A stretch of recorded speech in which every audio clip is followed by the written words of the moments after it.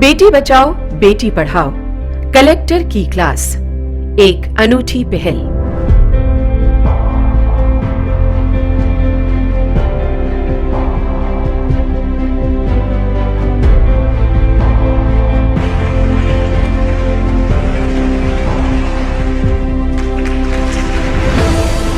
खुले आसमान की ऊंची उड़ान है बेटी, हर माँ बाप का गर्व और सम्मान है बेटी।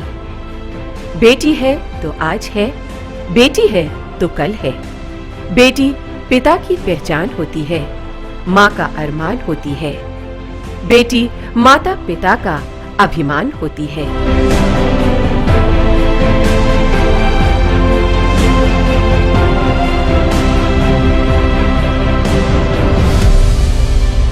हमारा देश पौराणिक सांस्कृतिक विरासतों का प्रमुख केंद्र है।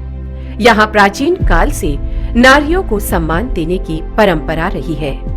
21वीं सदी के भारत में बेटियों के चांद पर जाने की बातें होती हैं। देश कल्पना चावला, किरण बेदी और अरुणिमा सिन्हा जैसी बेटियों के हौसले को सलाम कर रहा है। कामयाबी की अनेकों इबारतें बेटियों ने लिखी हैं। सीबीएसई बोर्ड की परीक्षाओं में 14 वर्षों से बेटियां ही अव्वल आ रही हैं।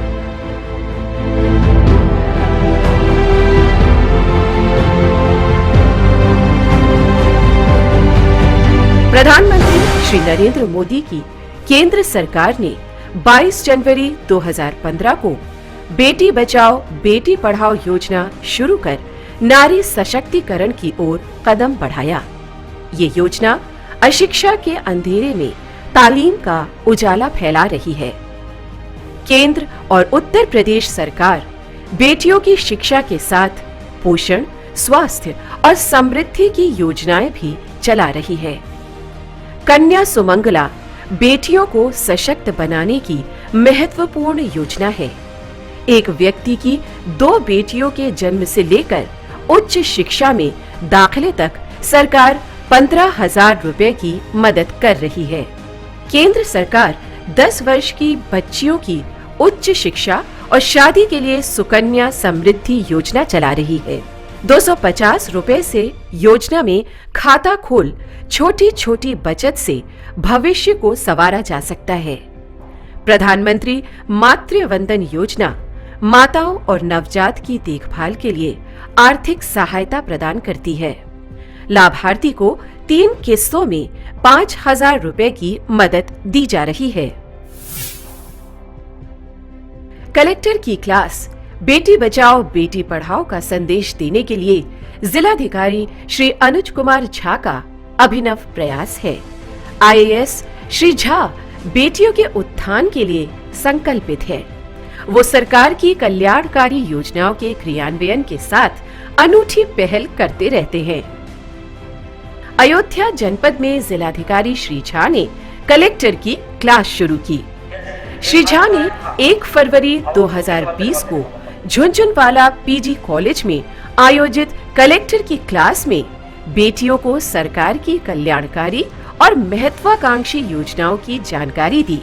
साथ ही उन्हें आत्मनिर्भर व सशक्त बनने के लिए प्रेरित किया।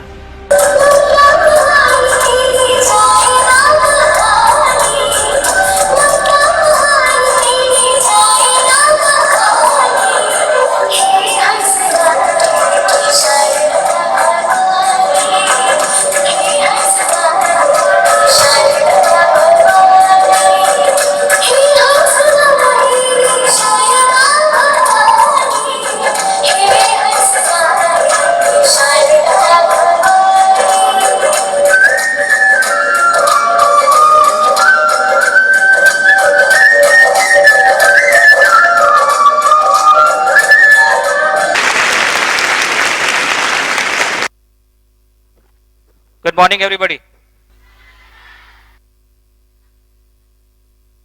आधे लोगों ने ही गुड मॉर्निंग कहा। Yes, thank you. How are you? All of you? Who all are feeling fine? Just raise your hands. अच्छा, 25% लोग ही अच्छा महसूस कर रहे हैं। क्यों? आधा ही हाथ उठ पा रहा है। Okay, thank you. आज की ये जो क्लास है बेटी बचाओ और बेटी पढ़ाओ ये जो योजना है भारत सरकार की और स्टेट गवर्नमेंट का, उसमें काफ़ी इम्पोर्टेंट रोल है।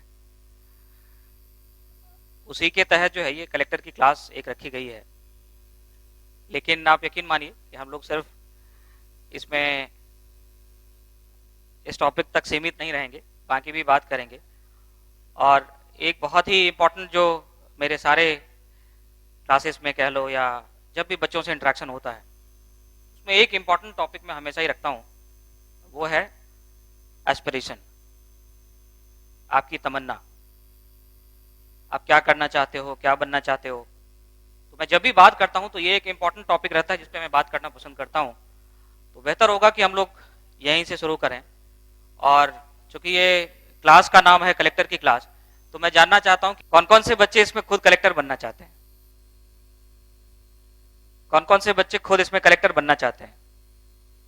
1 2 3 4, कुल मिला के 4 ही हाथ मुझे दिखाई दे रहे हैं। आप बीच में वहां देना mic. Good evening sir. Good morning. आप अपने आप को Sorry, इंट्रोड्यूस करें प्लीज। Introduce yourself. माई डिसेल्फ Sandhya Sagar from JNM first year, Jhunjhunwala medical science. BSc first year, JNM first year. JNM first year. Okay, very good. क्या नाम है आपका? संध्या सागर। संध्या। तो आप जो कर रहे हैं ये ग्रेजुएशन कोर्स है आई थिंक? नहीं सर, डिप्लोमा। डिप्लोमा कोर्स है। आपको पता है कलेक्टर बनने के लिए क्या करना पड़ता है? जी सर। क्या करना पड़ता है? सर ग्रेजुएशन कंप्लीट करने के बाद ही हम आईएएस का मतलब एंट्रेंस एग्जाम दे सकते हैं। Right, okay. तो आप कब करेंगे ग्रेजुएशन? सर डिप्लोमा करने के बाद। डिप्लोमा करने के बाद आप ग्रेजुएशन करेंगे। Okay, very good. आगे से किसी ने हाथ उठाया था, एक हाथ इधर से उठा था, प्लीज आप खड़ी हो जाओ। Good morning, sir. Very good morning. My name is Sabya Shrivastava from school Kanausa Convent Girls Center College. सव्या। Yes, sir. Yes, Savya. So, which class you are in?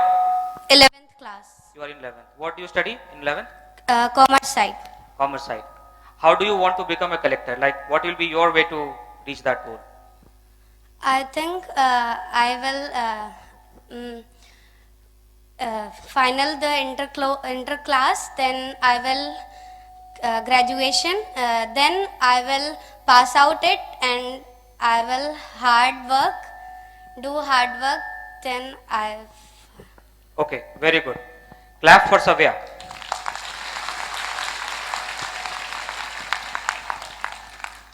ये तालियां मैंने इसलिए बजवाई क्योंकि एक बात आपने कही जो मुझे बहुत अच्छी लगी।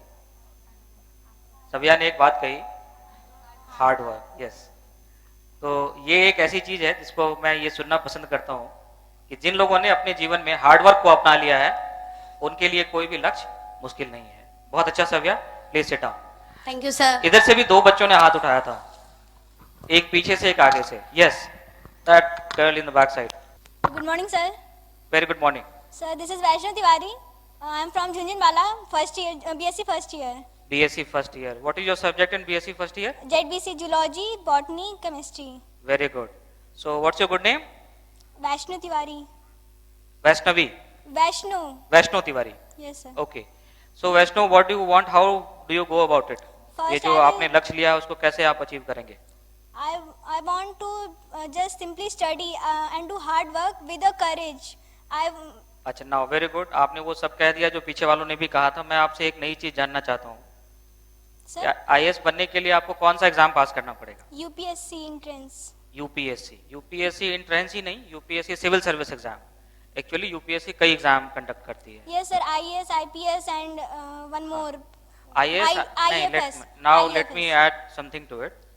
Actually, there are 3 all India services: IAS, IPS, and Indian Forest Service. Yes. And apart from that, there are some Group A services and Group B services. Yes. So they are close to, I think, 30 services. So apart from Indian Forest Service exam, which exam is conducted separately, all the civil services, which includes IAS, IPS, Indian Foreign Service, and other central services like Indian Revenue Services, Indian Railway Services, Indian Audit and Account Services, and Indian Trade Services, Indian Information Services. So there are many services, kind of I think nearly 30 services there are Yes, sir. So for all of them, there is one single exam, and this exam is called Civil Services Exam. Every year, UPSC, Union Public Service Commission, conducts exam, and then you can apply for that exam, and you have to go through 3 stages. Number 1 is your preliminary, that is called PT. Then you have to go through a very detailed process of exam, which is called mains exam, and at the 3rd stage, you have to clear interview test, personality test. So when you clear all the 3 stages and you have sufficiently good merit, you are selected for one of these services. Sir, So- may I sorry, I am interrupting you. Yes. But may I please know how you prepared for it? Yes, I will come to this. I'll come to this at the end of the session, right? May I please know the syllabus also? Yes, you will know the syllabus, you will get to know everything that is required, but at the end of the session. Thank you. In the sir. beginning, we will come back to the topic for which we have assembled here, and I think I forgot to tell you one thing, that apart from civil service exam, UPSC conducts so many other exams also, right? Yes, sir. Like you have this defense services exam, you have this NDA recruitment, you have this central police services exam. तो ऐसे कई सारे exams हैं जो UPSC conduct करती है. सिर्फ ये कहना काफी नहीं है कि मुझे यूपीएससी पास करना है. यूपीएससी में civil service, civil service exam अगर आप पास करते हैं तभी आप आईएएस आईपीएस या भी जो सेंट्रल सर्विसेज हैं उनके लिए आप एलिजिबल हैं. अब मेरा दूसरा सवाल उन बच्चों से है जिन्होंने कि कलेक्टर बनने में कोई दिलचस्पी नहीं दिखाई. आप में से कितने बच्चे हैं जो एसएसपी आईपीएस बनना चाहते हैं? आईपीएस कितने बच्चे बनना चाहते हैं? कोई नहीं बनना चाहता? अच्छा, कोई बात नहीं, वेरी गुड. कितने बच्चे हैं जो डॉक्टर बनना चाहते हैं इसमें से? हाँ, जो बनना चाहते हैं वो हाथ उठाएं. हाथ उठाने में कोई शर्म करने की जरूरत नहीं है. Yes, few kids are there who want to be doctors. Okay. कितने बच्चे हैं जो इंजीनियर बनना चाहते हैं इसमें से? इंजीनियर का भी चॉइस ज्यादा नहीं है. कितने बच्चे हैं जो इसमें से टीचर बनना चाहते हैं? हाँ भाई, मैं तो बचपन में मैंने ये देखा था कि दुनिया में सबसे ज्यादा फैन टीचर्स के होते हैं, लेकिन यहाँ टीचर्स के भी ज्यादा फैन दिख नहीं रहे हैं. कौन कौन टीचर बनना चाहते हैं? ओके, अच्छा, एक ही बच्चा है पूरे क्लास में जो टीचर बनना चाहता है. ओके, अपना हाथ उठाइएगा पीछे जिन्होंने टीचर बनने के, उनको माइक दीजिएगा प्लीज. ओके भाई, teachers here are not doing a good job. Good morning sir. Very good morning. Yes, अपना नाम बताइएगा, इंट्रोड्यूस करिएगा अपने आप को. मेरा नाम रागिनी कुमारी है. Ragini. Yes sir. Very good Ragini. आप कौन से क्लास से, कौन से स्कूल से हो आप? 9th डे, क्लास 9th डे और आर Kanya inter college. Arya Kanya inter college. आप 9th में हो. Very good. तो आप कैसे टीचर बनोगी? I have no idea sir, but मुझे टीचर बनना है. ओके, चलो, that's also a good thing कि इनको बनना है. अभी पता नहीं है, बट कोई बात नहीं, अगर पता नहीं है तो पता हो जाएगा. Yes sir. देखो, जितना बहुत ही संक्षेप में मैं बता सकता हूं, तो 12th के बाद जो है आपके पास 2 तरह के ऑप्शन है. 12th के बाद जैसे बीटीसी की कोर्स जो है प्राइवेट कॉलेजेस में भी और सरकारी कॉलेज में भी चलता है, जिसमें कि आप प्राइमरी के लिए ट्रेन टीचर हो सकते हैं, प्राइमरी क्लासेस के लिए, यानी कि 1 to 5 के लिए.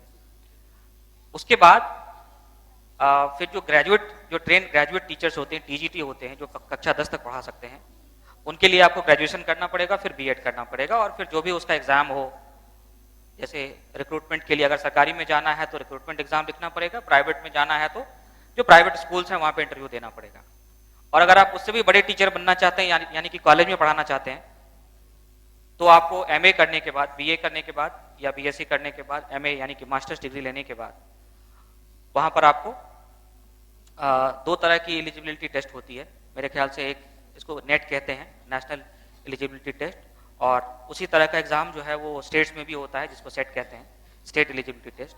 आपको वो क्लियर करना होता है, जिसका ये आशय है कि अब आपने कॉलेज में पढ़ाने की योग्यता प्राप्त कर ली है, और उसके बाद फिर आप रिक्रूटमेंट एग्जाम के थ्रू गवर्नमेंट में और इंटरव्यू के थ्रू प्राइवेट कॉलेजेस में आप पढ़ा सकते हैं. तो ये संक्षेप में मैं आपको बता सकता हूँ, छोटा सा. कितने ऐसे बच्चे हैं जो कुछ नहीं बनना चाहते हैं? क्योंकि ज्यादातर जो करियर ऑप्शंस हैं उसमें बच्चों का इंटरेस्ट कम है, इसलिए मैं जानना चाहता हूं कि कौन कौन से बच्चे ऐसे हैं जो कुछ नहीं बनना चाहते हैं जीवन में। ये भी सवाल गलत है शायद। अच्छा, कितने बच्चे ऐसे हैं जो जो हमने ऑप्शंस बताए उनके अलावा कुछ बनना चाहते हैं? तो इसका मतलब बहुत सारे बच्चे ऐसे जो कुछ नहीं बनना चाहते हैं। देखो अभी भी कम ही हाथ उठ रहा है, मतलब कुछ नहीं में भी हाथ नहीं उठ रहा है, कुछ और में भी हाथ नहीं उठ रहा है। अच्छा, कितने बच्चे ऐसे हैं जो एक्ट्रेस बनना चाहते हैं? इसमें एक्ट्रेस कितने लोग बनना चाहते हैं? ओके। कितने बच्चे ऐसे हैं जो इसमें डिजाइनर बनना चाहते हैं? Fashion designer, cloth designer, shoes designer, leather designer. एक ही बच्ची डिजाइनर बनना चाहती है। इनको माइक दीजिएगा please. Good morning, sir. My name is Pavni Dwivedi of Pavni. 11th. Yes, Pavni. You are of which institution? Kanasa Convent. Canossa. Okay, very good. Which class you are in? 11th. Class 11. So how do you want to become a designer? पहले तो ये बताओ, designer बनने की प्रेरणा आपको कहाँ से मिली? Yes. Art अच्छी है इस वजह से। नहीं नहीं, हर चीज अच्छा है। There is nothing to be defensive about. आप जो भी बनना चाहती हो उसमें कोई डिफेंसिव होने की जरूरत नहीं है, वो बिल्कुल ठीक है। और मैं समझता हूँ ये सवाल मैंने क्यों पूछा, क्योंकि मैं एक दो सेशंस में ऐसे गया जहां मैंने देखा कि भाई हमारे टाइम में यही बहुत बड़ी बात होती थी कि आप ये मान रहे हो कि आप नौकरी ले लोगे, अच्छी जॉब में आ जाओगे, अच्छी सर्विस में आ जाओगे। मैंने ये देखा कि बच्चे आजकल डिजाइनिंग में और एक्टिंग में इस तरह के कोर्सेज में खूब जाना चाहते हैं। तो मुझे ये लगा कहीं ना कहीं एक चेंजिंग जो एनवायरनमेंट है उसमें करियर ऑप्शंस भी बहुत चेंज हो रही हैं, तो इसलिए मैंने ये सवाल आपसे पूछा। Okay, thank you. Thank you, sir. Okay. बहुत सारे आज जो है बहुत सारे इंस्टीट्यूट्स इसके खुल गए हैं, जैसे NF जो नेशनल फैशन टेक्नोलॉजी इंस्टीट्यूट्स कई सारे हैं और उनके लिए अलग से एंट्रेंस टेस्ट हो रही हैं। तो वो एंट्रेंस टेस्ट देख करके डेफिनेटली कोई भी डिज़ाइनर बन सकता है। और उसमें अलग अलग जो कैटेगरी है, जैसे मैंने कहा जो क्लोथ्स के लिए अलग है, अपैरल के लिए, और लेदर से संबंधित जो प्रोडक्ट्स हैं उनके अलग इंस्टीट्यूट्स हैं। तो definitely you can choose one of them and you can definitely make it a career, there is no issue, right? Okay. तो ये सब सवाल मैं इसलिए पूछ रहा हूं क्योंकि I want to drive home a point. मैं आप सब लोगों को एक बात समझाना चाहता हूं कि ये दुनिया बहुत बड़ी है और आज के डेट में आप जो भी ड्रीम करेंगे, जो भी अपना सपना अपने मन में आपने पाला होगा, जो भी लक्ष्य आपने ठाना होगा कि मुझे हासिल करना है, वो सब मैं समझता हूं आप पा सकते हैं। उसमें बस आपको मन में ठानना है, उसके लिए रोजाना कुछ काम करना है। जैसे कि बताया था, अगर आपने हार्ड वर्क करने की ठान ली है तो मैं समझता हूं रोजाना आप कुछ ना कुछ उसके लिए डिस्टेंस तय करेंगे और निश्चित रूप से आप रियलाइज कर सकते हैं। आज की दुनिया बहुत बड़ी है, ऑप्शंस बहुत खुले हुए हैं, इकोनॉमी पूरी खुल गई है, मार्केट में हर चीज की जरूरत है। आप जो भी बनना चाहते हैं उसकी जरूरत मार्केट में है। तो ऐसा कोई व्यक्ति नहीं है जो ये कहे कि मैंने कोर्स किया लेकिन मुझे काम नहीं मिला। ऐसा होता नहीं आजकल। आप जो भी करना चाहें आपके लिए काम है मार्केट में, आप बन सकते हैं। आइए अब कलेक्टर की क्लास का जो मूल विषय है उस ओर चलते हैं। We need to realize one thing. एक प्रॉब्लम जो है वो बहुत बड़ी है जिसको हम लोग नहीं देख पा रहे हैं यहाँ से। क्यों नहीं देख पा रहे? क्योंकि हम अर्बन सेंटर में बैठे हैं, यहाँ पे आपको अच्छा स्कूल मिल रहा है, यहाँ पर आपको अच्छी कोचिंग मिल जाएगी, अच्छा गाइडेंस मिल जाएगा, अच्छे डॉक्टर मिल जाएंगे, अच्छे ट्रांसपोर्टेशन की सुविधा मिल जाएंगी अपनी कोचिंग तक जाने के लिए, स्कूल कॉलेज तक जाने के लिए, अच्छे हॉस्टल्स मिल जाएंगे जहां आप अपने ड्रीम्स को परस्यू कर सकते हैं। लेकिन इंडिया का एक बहुत बड़ा हिस्सा है जहां पर की प्रॉब्लम्स है, और उससे भी बड़ी एक जो है लिमिटेशन है कि एक बहुत बड़ी आबादी है जिसकी थिंकिंग ऐसी है कि लड़का और लड़की बराबर नहीं है।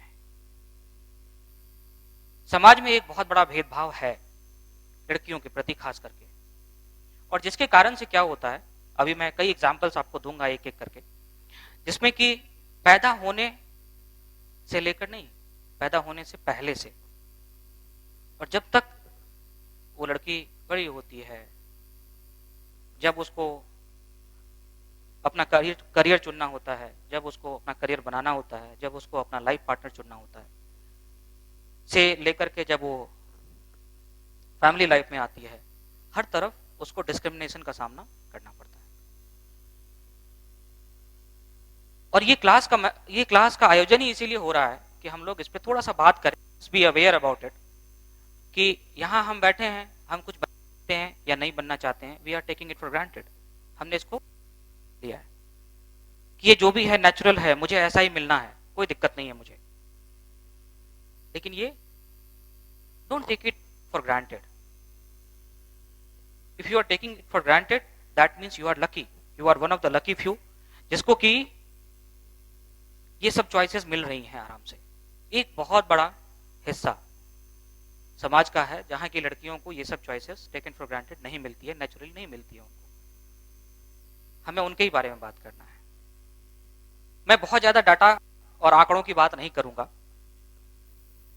लेकिन मसलन कुछ एग्जाम्पल दे देता हूं। जैसे 2011 में 2011 में जब सेंसस हुआ था, यानी कि जनगणना हुई थी, गिने गए थे कितने लोग हैं समाज में, तो उसमें पूरे भारत की जो सेक्स रेशियो है वो कितनी थी?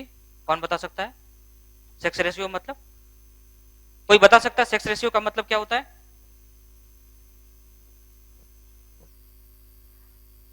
कौन बताएगा? स्टूडेंट्स में से कौन बताएगा? What do you mean by sex ratio? कोई बताएगा? एनीबडी? यस, एक हाथ उठा है। हाँ प्लीज। सर, सेक्स रेशियो मतलब होता है 1000 मेल में पर कितने फीमेल और मेल है उस एरिया में। It's close but not true. Anybody else will try? Statistically जो आप कह रहे हो वो सही है कंसेप्ट, लेकिन स्टैटिस्टिकली जैसे आपने उस आंकड़े को रखा वो ठीक नहीं है। Anybody else? इधर से कुछ हाथ उठे थे, 2 हाथ। अरे बोलने से आप डरो मत। हाँ please give it a try. तो बहुत अच्छी बात है, नहीं हुआ तो कोई बात नहीं। सामने third row, yes, just give it a try, कोई बात नहीं। आपको जैसा पता हो वैसा ही बताओ, doesn't matter. Sir, my name is Isha Yadav. Yes Isha. Sir, sex ratio का मतलब होता है लिंग अनुपात। अनुपात, right. लिंग अनुपात। हाँ। तो सर बस यही बताना। अच्छा चलो, let me clarify it is. Yes please go ahead.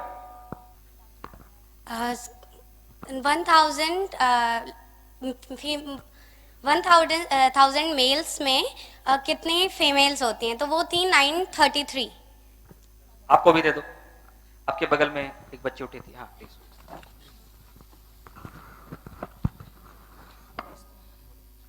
नाम बता दीजिए अपना। Premda Tiwari, government girls inter college. Yes please मधु।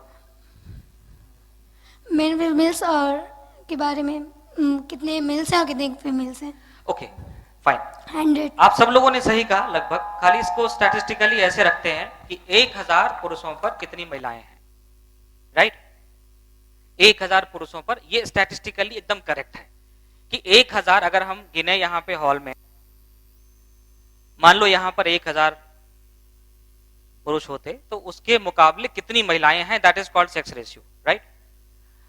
तो पूरे इंडिया का जो है सेक्स रेशियो 2011 का हम देखें तो दैट इज 940। अर्लियर जो आप 933 बता रही थी कोई, वो दैट वाज 2001। 2011 में that has come slightly above and now it is 940। That is because कि सरकार जो है इसमें बहुत कोशिश कर रही किसी तरीके से कि ये जो एक इन्वर्टेड चल रहा था पूरा, ये जो स्लाइड चल रहा था, नीचे की तरफ जा रहा था सेक्स रेशियो, उसको कैसे हम प्रॉप करके ऊपर उठाएं, इसके लिए सरकार ने बहुत कोशिश करी। अभी क्या कोशिश करी वो भी मैं बताऊंगा।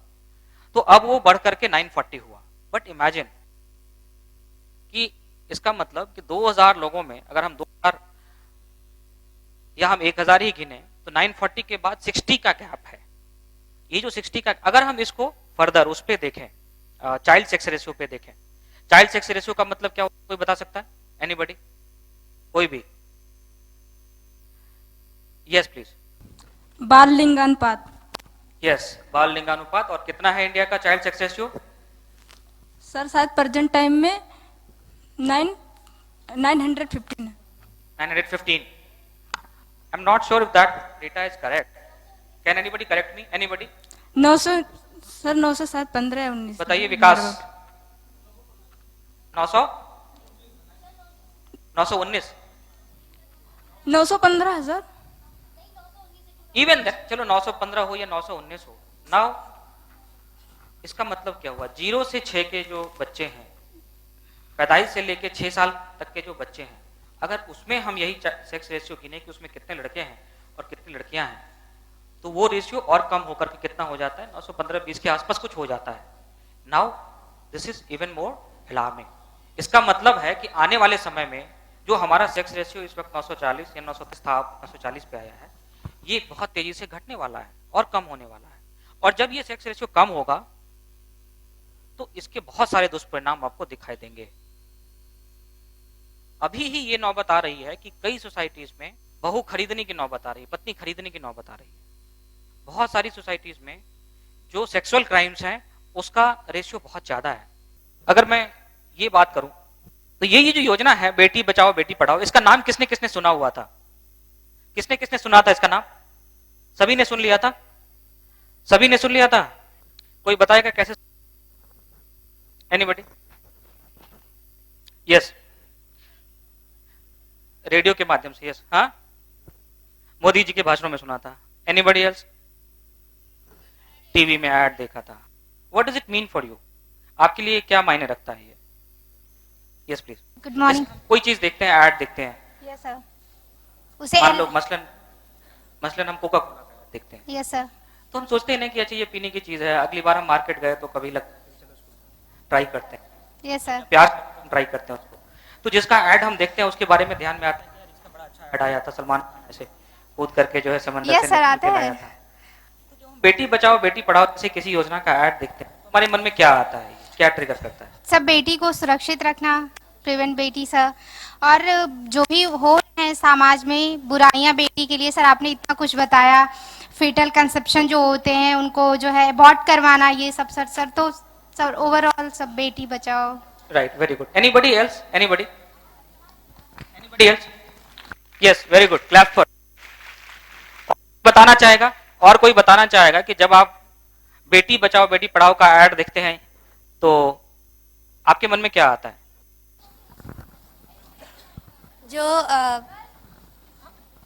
जो गांव के लोग होते हैं वो मैक्सिमम ऐसा करते हैं कि जो बेटियां होती हैं उनको अंदर ही अंदर रखते हैं, मतलब जैसे उनको बाहर अकेले नहीं छोड़ते और बहुत सी बुराइयां करते हैं। अभी हमने केस भी सुना था 2-3। तो इस तरह से इन चीज़ों को रोकना और जो हमारी सोसाइटी में जो चीज़ें खराब हैं उनको रोकना, जैसे कि मैक्सिमम बॉयज़ होते हैं ये भी लोग गलत करते हैं, तो इन लोगों को सेव करना एक तरह से, ये सारी चीजें आती है। Anybody else? I will just take one more answer. Yes, that's right. Please give mic to her. Yes. Sir, Beti Bachao Beti Padhao को देख के मेरे मन में आता है कि आज तक हम अपनी बेटी को सुरक्षा ही नहीं दे पाए। आज तक हम उसे बचा ही रहे हैं, और या तो हम अपनी बेटी को बचा सकते हैं या अपनी बेटी को पढ़ा सकते हैं। हम उन्हें बाहर ही नहीं जाने देते बेटी बचाने के चक्कर में। Okay, चलो ठीक, that's one point of view. Now, मुझे क्या लगता है जब मैं देखता हूँ इसका एड्स, या at some point of time you can say कि भाई हम ही ऐसे प्रोग्राम चलाने के लिए जिम्मेदार हैं, मुझे क्या लगता है? मुझे लगता है कि all of you, particularly all the girls, you should take pride in this, because this is first time that such a program or such a thinking has come to the center stage of governmental thinking. ये पहली बार है कि ऐसा एक programme जो larger society के thinking को change करने के लिए सरकार की पॉलिसी में सेंटर स्टेज पे आ गया है। तो आपको इस बात में प्राइड लेना चाहिए। और जो आपने बताया, क्या नाम है आपका? जसमीत। तो जसमीत के लिए मैं कहूंगा कि ये जो है ना, इसको आप डाइकोटॉमी में मत देखो। बेटी बचाना और बेटी पढ़ाना में कोई भेद नहीं है। हम जितना पढ़ाएंगे उतना बचेगी, उतनी उसकी सुरक्षा अपने आप हो जाएगी, राइट? और ये दोनों अलग अलग कॉन्सेप्ट नहीं है, दोनों एक ही चीज है। बचाना पढ़ाना, यानी कि पढ़ाना का मतलब बढ़ाना, ठीक है? बचाना भी और पढ़ाना भी, ये दोनों बेटियों को बढ़ाने के लिए है। दोनों का एक ही लक्ष्य है, दोनों एक ही कंसेप्ट है। इसको अलग अलग करके मत देखो कि हम बचाने जाएंगे तो पढ़ा नहीं पाएंगे, नहीं, बचाएंगे भी हम उसी तरीके से। अगर उसको हम पढ़ाएंगे, उसको हम अपने सारे वर्कफोर्स में, अपने सारे सिस्टम्स में उसको हक देंगे भेदभाव नहीं करेंगे, तो अपने आप बेटियां बच भी जाएंगी, पढ़ भी जाएंगी, बढ़ भी जाएंगी, राइट। आज भी हमारे वर्कफोर्स पार्टिसिपेशन में एक बहुत बहुत अच्छी यहाँ पे क्राउड है, लेकिन जब आप ज्यादातर बच्चे ये कुछ बोल नहीं रहे थे कि आप क्या बनना चाहते हैं, तो मेरे मन में एक ख्याल ये भी आया कि हो ना हो, इसका कारण एक और है। इसका कारण ये है, आप देखो हर साल क्या हो रहा है, प्लीज सिट डाउन, आप लोग बैठ जाइए, प्लीज सिट, बैठ जाइए। हाँ, हो ना हो क्या होता है, हर साल हमारे यूनिवर्सिटीज से हजारों लाखों ग्रेजुएट्स निकलते हैं, इजंट इट। हमारे कॉलेजेस से, हमारे यूनिवर्सिटीज से, हमारे स्कूल से हर साल लाखों बच्चे निकलते हैं। अगर हम यूपी का ही ले लें तो ये सब बच्चे कहां चले जाते हैं? ये हमारे वर्कफोर्स में क्यों नहीं आते हैं? आप किसी भी मिडिल साइज के सिटी में, जैसे कि अयोध्या एक मिडिल साइज का ही सिटी मान, 3-4 लाख की आबादी कोई बिग सिटी के लिए इसको क्वालिफाई नहीं करती है, लेकिन किसी सिटी में चले जाइए और 1 बजे से लेकर के 3 बजे का टाइम जो अलग अलग होता है स्कूलों के छूटने का, उसमें आप किसी भी चौराहे पे खड़े हो जाइए, आपको इतनी बच्चियां पढ़ के निकलती हुई दिखाई देती है। लेकिन आप किसी भी दफ्तर में चले जाइए, आपको बच्चियों की संख्या इतनी कम क्यों मिलती है? हमारा जो वर्कफोर्स पार्टिसिपेशन है महिलाओं का, वो बहुत ही कम है। We need to improve that. अगर हम ये कह रहे हैं कि हमको बेटी बचाना भी है, पढ़ाना भी है, we need to improve that. अगर हमने उसको इंप्रूव नहीं किया, ये सारी बच्चियां जो यहाँ कुछ ना कुछ पढ़ रही हैं, there should be a meaning to what they are studying, what they are learning, and that meaning is कि वो ये पढ़ करके क्या जीवन में कर पाएंगी, क्या सीख पाएंगे, कहां काम कर पाएंगे। अगर इसका ट्रांसलेशन वैसे नहीं हो रहा है, तो हमारे लिए पूरा एक्सरसाइज जो है वो फ्यूटाइल हो जाएगा। तो इस एक्सरसाइज को फ्यूटाइल नहीं होने देना है, आप सबको सोचना है। ये इतने सारे सवाल मैंने शुरू में ही आपसे पूछे कि भाई आपको क्या बनना है, आप बताइए। ये वो आपकी उम्र है जहां पर आपको कुछ ना कुछ आपको अपने बारे में तय करना था कि हमें करना क्या है, हमें बनना क्या है, हम जीवन में कहां पहुंचना चाहते हैं। अल्टीमेटली इफ यू, चलो हमने कर लिया, जो भी करना था हमने कर लिया, बट अल्टीमेटली ये ट्रांसलेट नहीं हो रहा है, तो फिर आगे का जो जीवन है वो बहुत कुंठा का जीवन है। आपको अपने आप को एक्सप्रेस करने का, जो भी आपने सीखा, आपके अंदर स्किल हो सकता है, आर्ट हो सकता है, साइंस हो सकता है, जो भी आपने सीखा, you can be a doctor, you can be an engineer, you can be craftsman, you can be teacher, you can be anything. It is not necessary कि आप कलेक्टर बने, इट इज नॉट APSC बने, whatever you want to be, but ultimately if it is not leading you to express yourself in some way, then it is no meaning। तो आप में से हर किसी को ये सोचना चाहिए, खास करके इस वक्त 9वीं 10वीं 12वीं के बच्चे यहाँ पे हैं, आपके लिए बहुत जरूरी है। सब पढ़ाने का, सब बचाने का मूल मंत्र यही है कि आपके मन में लक्ष्य पक्का होना चाहिए कि हम कहां जाना चाहते हैं, हम क्या बनना चाहते हैं, और क्या हम रोजाना उसके लिए कुछ ना कुछ प्रयत्न कर रहे हैं, क्या हम रोजाना कुछ ना कुछ स्टेप उसके लिए आगे बढ़ा रहे हैं। अगर हम ये कर रहे हैं तो बेटी बचाओ और बेटी पढ़ाओ का सही मायने में उसका रिजल्ट निकलेगा। अगर हम नहीं ये सोच पा रहे हैं तो फिर उसका कोई खास मतलब नहीं होगा। अब मैं कुछ चीजें ऐसे ही आपसे पूछना चाहूंगा, आप में से कितने बच्चों ने कन्या सुमंगला योजना के बारे में सुना है? सबने सुन लिया है? फॉर्म भी भर दिया सबने? कितने बच्चों ने फॉर्म भरा है? कितने बच्चों ने फॉर्म भरा है? बहुत ही कम बच्चों ने फॉर्म भरा है। ये आपके जो प्रिंसिपल्स और जो भी इसके नोट हर इस सेशन के अतिरिक्त बच्चों के मन में अगर कुछ और भी उद्गार है तो उस पर भी चर्चा की जाए। सर, मुझे आपसे पूछना है कि आप अपनी कंसंट्रेशन कैसे इंक्रीज करते हैं? देखो, कहने के लिए तो मैं बहुत कुछ कह सकता हूँ कि भाई इसके लिए योगा करो, मेडिटेशन करो, पूजा करो, सुबह जल्दी उठो, ये सब मैं कह सकता हूं, बट इतना कहना पर्याप्त है कि जिस काम में आपका मन लगता है, जो आप करना चाहते हो, उसमें आपका मन अपने आप लगेगा, कंसंट्रेशन की कभी कोई दिक्कत नहीं आएगी। If you really want to be something, अगर आप वाकई आई एज्यूम कि आप पढ़ाई में कंसंट्रेशन की बात कर रहे हैं, yes, sir. पढ़ाई के लिए ना, yes, sir. हाँ, तो देखो, अगर आप अपने लक्ष्य के लिए, जो आपके मन का लक्ष्य हो, मान लो आपको कुछ बनना है, जो भी बनना है, क्या बनना है आपको? CA। CA, very good. तो सीए अगर आपको बनना है और सीए के लिए आप पढ़ाई कर रहे हैं तो आपको मन लगेगा पढ़ने में अपने आप बहुत ज्यादा। और अगर आप ये महसूस करते हैं कि मैं रोजाना अपने लक्ष्य की तरफ कुछ कदम बढ़ा रहा हूं तो वो आपको बार बार करने को मन करता है और आप you feel like going back to it और आपका उसमें खूब मन लगेगा। मैं थिएटर जाता था खूब फिल्म देखने के लिए, हर हफ्ते लगभग मैं एक फिल्म जरूर देखता था। लेकिन वो ऐसा रहता था कि कई बार नाइट शो में जाता था देखने के लिए और रात में 9 बजे से फिल्म शुरू हुई, 11:30-12 बजे खत्म हुई और जब 12 बजे हम लौटते थे तो फिर बहुत सेंस ऑफ गिल्ट आता था कि अरे ये तो मैंने खराब कर दिया, ये मुझे नहीं करना चाहिए था। और फिर उसके बाद हम पढ़ने बैठते थे तो 3-4 बजे तक बैठ के पढ़ते थे इस गिल्ट सेंस में कि हमने आज अपना दिन खराब किया, मुझे इसको ठीक करना है। तो as long as you make good the next day, it doesn't matter कि आपने थोड़ी मस्ती की, थोड़ा मस्ती चल सकता है, it doesn't matter, right? Okay, thank you sir. Thank you. Anybody else? Yes please, इनको सामने जा। सर कहते हैं हार्ड वर्क करेंगे बट कर नहीं पाते हैं तो कैसे करें?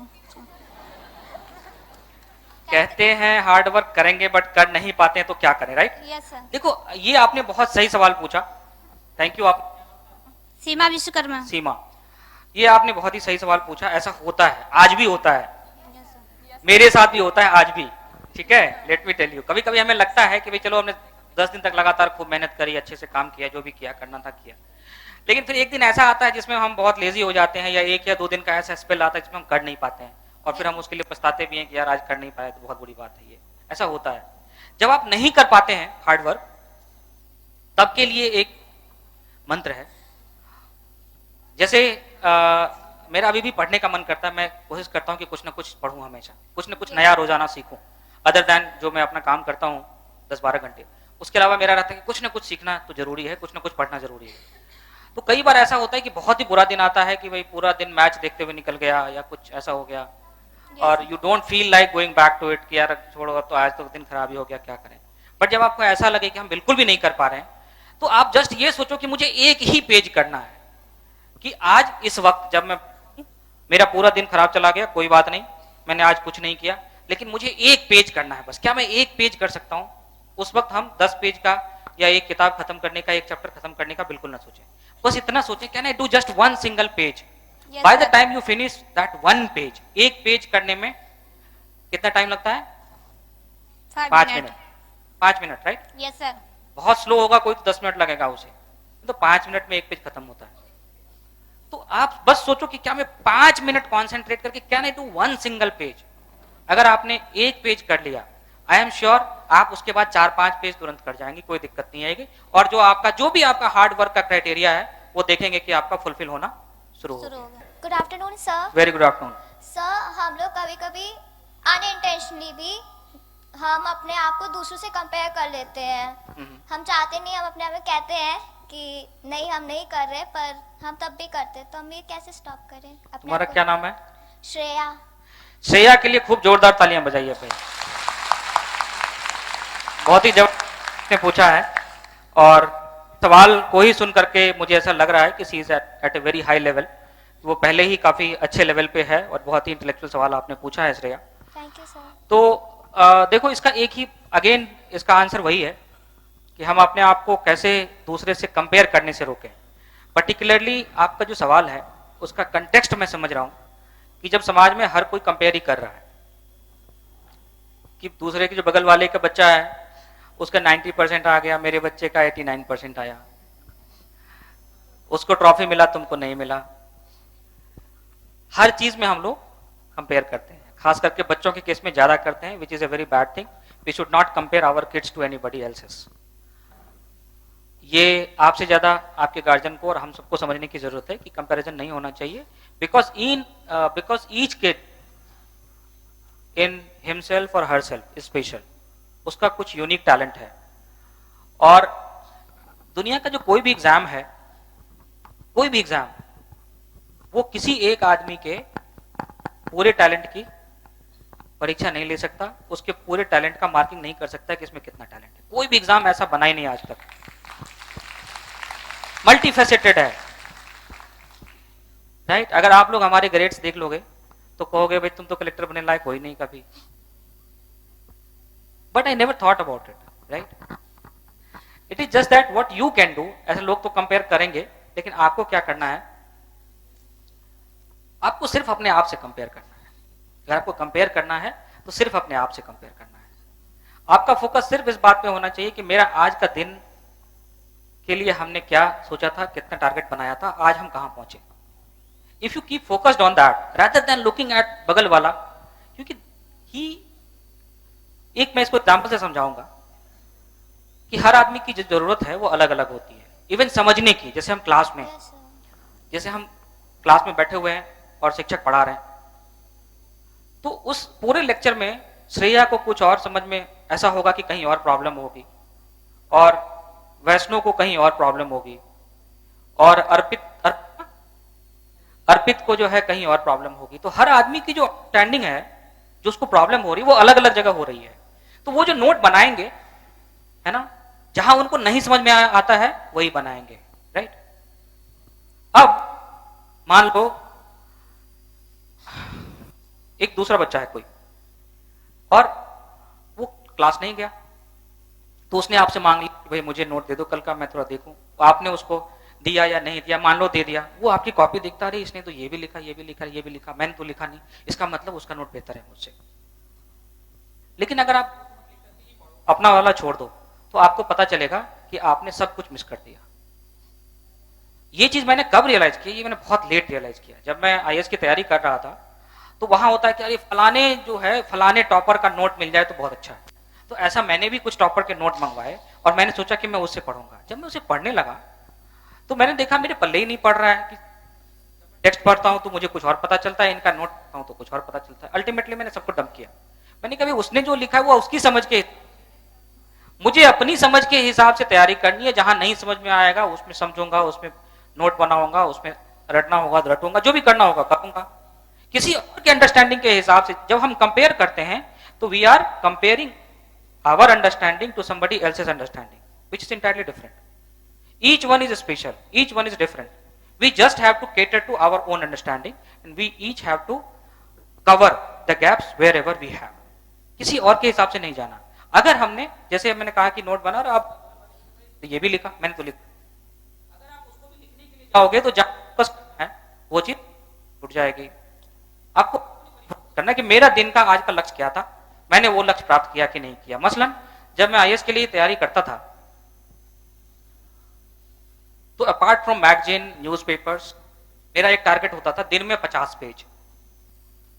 किसी भी जो भी मैं टेक्स्ट पढ़ रहा हूं, चाहे मैं जैसे पॉलिटी में एक बहुत ही इंपॉर्टेंट बुक हम लोग पढ़ते थे, अब सब चेंज हो गई हैं, दुर्गादास बसु की है to the constitution of India.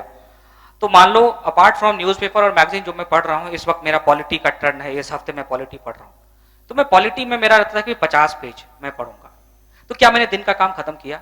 मैं इस बात पे फोकस रखूंगा। मैं इस बात पे फोकस नहीं रखूंगा कि मेरा जो दोस्त है नीरज वो क्या पढ़ रहा है, तो वो अपनी जरूरत के हिसाब से पढ़ रहा है, उसे जो लग रहा है मैं अपने हिसाब से पढ़ूंगा। इसमें क्या होगा, कई बार आपका दोस्त आपको एक सवाल पूछेगा जो वो पढ़ रहा होगा, ठीक है, और वो सवाल पूछेगा और होगा क्या कि चूंकि आप वो सब्जेक्ट उस वक्त नहीं कर रहे हैं तो आप उस सवाल का जवाब नहीं दे पाओगे। Now you start comparing in your mind कि अरे देखो इसका तो लेवल बहुत बढ़ गया, मैं तो नहीं कर पाई। आप डिस्टर्ब हो गए, फिर आपने वो वाला कि अब तो जो कर रहे थे वो तो छोड़ दिया, कुछ और उठा लिया, तो ये ना ये पूरा होगा ना वो पूरा होगा। So go at your own pace, fix your daily targets, try to achieve them, try to improve on them. अगर आप ये कर रहे हैं, आपको किधर भी इधर उधर देखने की जरूरत नहीं है। Go at your own pace, you are special, you can do whatever you want, right? Okay, thank you. Thank you sir.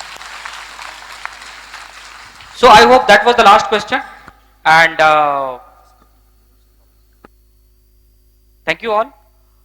At the end of this session or this class, मेरे पास और बहुत कुछ add करने को नहीं है, but just I want all of you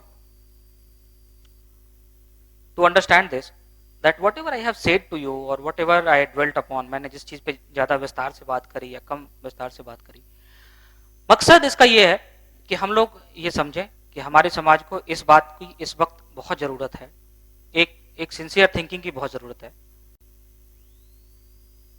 हमें ये समझने की जरूरत है कि कोई भी सोसाइटी तभी अपने हाईएस्ट लेवल पे पहुंच सकती है जब उसके सभी नागरिक, नर हो या नारी हो, अपने फुलेस्ट पोटेंशियल को अचीव कर सकें। अगर हम किसी भी वजह से अपनी सोसाइटी के कुछ लोगों को, कुछ मेंबर्स को फुलेस्ट पोटेंशियल अचीव नहीं करने दे रहे हैं, तो that is always going to be a drag. यदि हम ये चाहते हैं कि हमारा भी देश जैसे यूरोपियन स्टैंडर्ड से या अमेरिकन स्टैंडर्ड से हमारा भी देश डेवलप्ड हो, कहते हैं ना विकसित देश का सपना हम देखते हैं, हम अगर विकसित देश का सपना देखते हैं तो हमें उनके जैसा इस मामले में कम से कम जरूर बनना पड़ेगा। क्योंकि आप देखिए, आप जहां भी विकसित देश में जाएंगे वहां वर्कफोर्स पार्टिसिपेशन सबसे ज्यादा है। तो वर्कफोर्स पार्टिसिपेशन के लिए क्या चाहिए?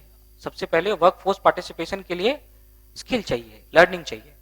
तो इसीलिए बेटियों को, जो ऐसी बेटियां जो मुख्य धारा से छूट रही हैं, ऐसी बेटियों को पढ़ाना जरूरी है, उनको वो स्किल सेट देना बहुत जरूरी है। And once they have acquired those skill sets, एक बार उन्होंने वो स्किल सेट प्राप्त कर लिया है, तो फिर उनका वर्कफोर्स में पार्टिसिपेशन बहुत जरूरी है। क्योंकि कहते हैं ना आधी आबादी, तो अगर आधी आबादी ही वर्कफोर्स में पार्टिसिपेट नहीं करेगी तो जो हम सपना देखते हैं, हमारे माननीय प्रधानमंत्री जी क्या कहते हैं, $5 trillion economy, it can't happen. $5 trillion is not a joke, it's a big task. 5 trillion सिर्फ एक नंबर नहीं है, 5 ट्रिलियन एक अरमान है। 5 ट्रिलियन वो सपना है जिसको प्राप्त करने से हम सब उस उच्च स्तर पे पहुंच जाएंगे जहां पे कि हम होना चाहते हैं। ये कब होगा? जब सबका हाथ लगेगा। सबका हाथ मतलब उसमें आधी आबादी जो छूटी हुई है या जिसके अधिकतर लोग छूटे हुए हैं, उनका भी हाथ लगना उसमें बहुत जरूरी है। जब कोई व्यक्ति 100 रुपए कमाता है तो उसका इकोनॉमी पे कितना असर होता है? जिलाधिकारी श्री अनुज कुमार झा बेटियों को संकल्प से समृद्धि की ओर बढ़ने का रास्ता दिखा रहे हैं। बेटियां प्रगति के पथ पर आगे बढ़ने के लिए आतुर हैं। आप भी कलेक्टर की क्लास का हिस्सा बनिए और बेटी बचाओ बेटी पढ़ाओ की मुहिम में अपनी जिम्मेदारी निभाइए। फिर उसके बाद जय हिंद, जय भारत। Thank you. हमारी संस्कृति में अनेकता में एकता की झलक दिखती है। लोक कला, परंपराओं और विचारों को अच्छे ढंग से दूसरों तक पहुंचाने का सशक्त माध्यम है। बेटियों को बचाने और पढ़ाने का संदेश देने के लिए प्रस्तुत है सांस्कृतिक कार्यक्रम।